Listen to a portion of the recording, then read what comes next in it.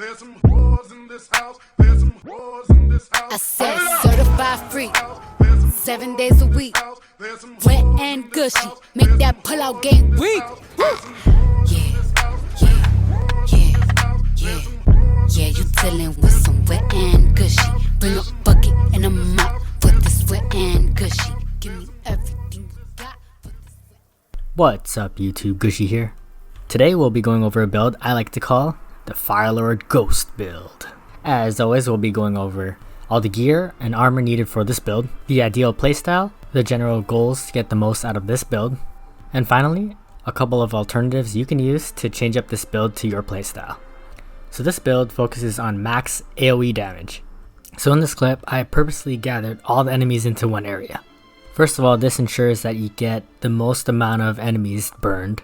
The more enemies that you burn, the higher chance that other enemies get terrified, which then builds up your ghost dance meter, which you could then use to kill off any enemies left over. So the major things that we want to focus on are burning enemies and terrifying them. So the main charms that we're going to be focusing on are the charm of Ikazuchi no Kami and the charm of Fire Doctrine. If you need help finding any of these charms, I'll post where to get them right here. Ikazuchi no Kami will increase that terrify chance by 25%, and each Fire Doctrine charm has a 15% chance to terrify enemies near a burning enemy. And both of those perks are going to be buffed by the Charm of Fortune. So that brings our burning enemy chance to terrify up to 60%. And since we'll be using the Ghost Armor, which has a 30% chance to terrify enemy on kills, bringing our total chance to terrify enemies on kills to 67.5%. And there are so many ways that Jin could set enemies on fire. In the previous example, we've been using the Black Powder Bomb, which I think is the best option to burn enemies. Mostly because with the Charm of Incineration, Black Powder Bombs also catch enemies on fire and burn enemies nearby. And the radius at which it catches enemies on fire is actually pretty big, along with the inherent buffs that you can get with the damage and blast radius within the skill tree, as well as the crazy amount of time that the enemies get knocked down. This ghost weapon gives you the most DPS as well as the most time to deal extra damage as well. So another tool that we can use to burn enemies is the explosive arrows. So although this doesn't down as many enemies or even knock them down for follow-up assassinations, I found that it does give her a higher chance to terrify nearby enemies. So if you are liking the explosive arrows over the Black Powder Bombs, I'd recommend switching out the Charm of Incineration for the Charm of Enduring Affliction, which makes status effects last 50% longer and deal 50% more damage. This will give you more time to finish off those terrified enemies, build up your ghost dance meter, and finally finish off any enemies left over.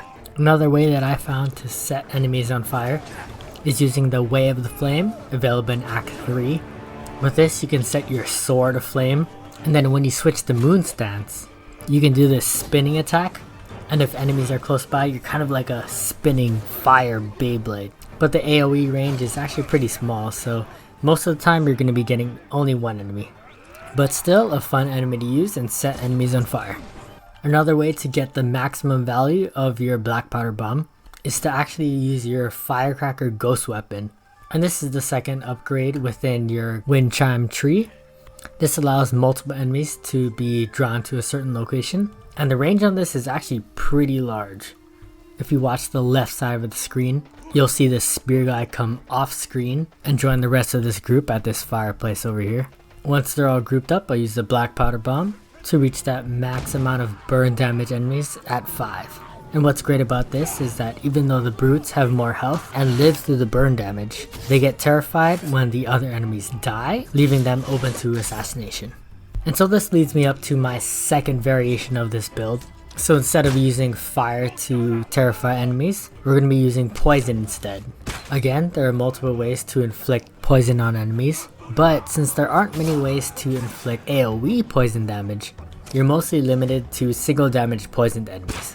With this variation, instead of using the Fire Doctrine, we're going to be using Yukido's Keepsake, which gives arrows a 15% chance to poison enemies.